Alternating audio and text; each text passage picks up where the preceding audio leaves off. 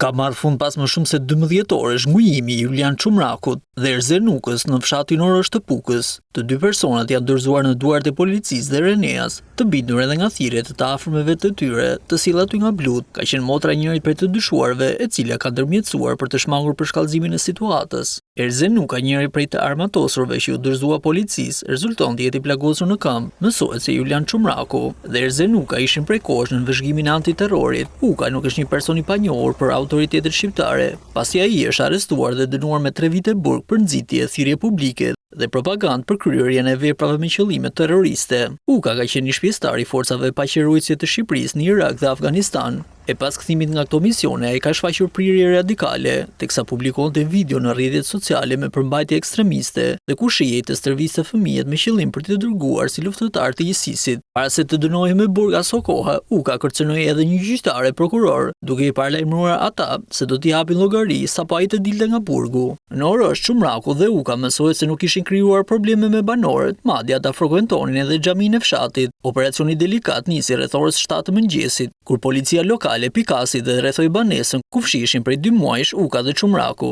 Për shkak të dyshimeve se të ngujuarit ishin të armatosur rënd dhe nuk pranonin të dorëzoheshin, situata u konsiderua me rrezikshmëri të lartë dhe forcat speciale shmangën një ndërhyrje të menjëhershme.